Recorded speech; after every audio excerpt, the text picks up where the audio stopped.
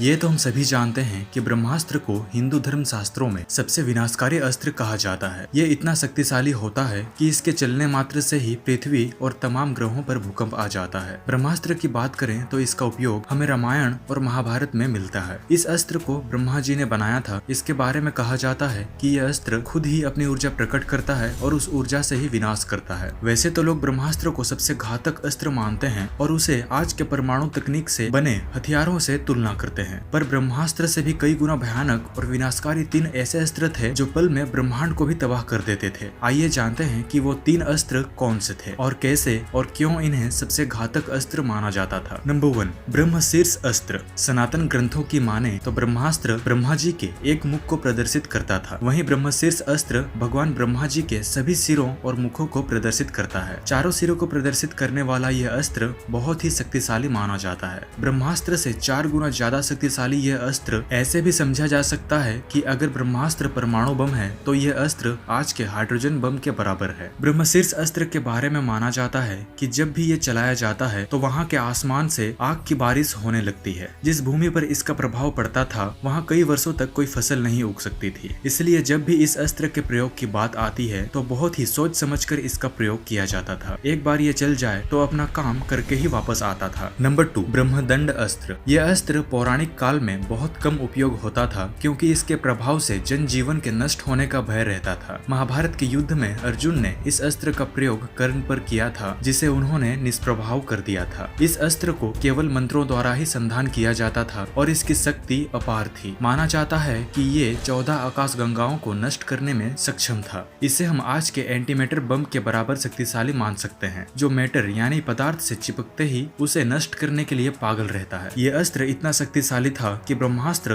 और ब्रह्मशीर्ष जैसे अस्त्रों को भी प्रभावहीन कर सकता था। इसका उल्लेख रामायण में भी मिलता है। नंबर 3, नारायण अस्त्र। नारायण अस्त्र भगवान विष्णु का अस्त्र है जिसे वो असुरों के वध करने के लिए प्रयोग करते थे। ये बहुत ही ज्यादा शक्तिशाली और विनाशकारी है। इसकी शक्ति असीम है, इसलिए इसे कोई भी साधारण व्यक्ति संभाल नहीं सकता है। कहा जाता है कि यदि नारायण अस्त्र का एक बार प्रयोग हो जाता था तो इसे कोई भी शक्ति रोक पाने में असमर्थ थी। नारायण अस्त्र को यदि कोई एक बार चला देता था तो ये किसी भी प्रकार के शत्रु का वध करके वापस ही आता था। इस अस्त्र को केवल समर्पण भाव के द्वारा ही रोका जा सकता था। अगर इसे रोकने के लिए कोई गलती से दूसरा अस्त्र चला दे तो भयंकर विनाश निश्चित तो था ही, साथ ही यह अस्त्र उसका भी विनाश कर देता था। तो बस दोस्तों, आज के लिए बस यही था। वीडियो कैसी लगी हमें कमेंट में जरूर बताइएगा और अगर आप हमारे चैनल पर नए हो तो चैनल को सब्सक्राइब भी जरूर कर लीजिएगा।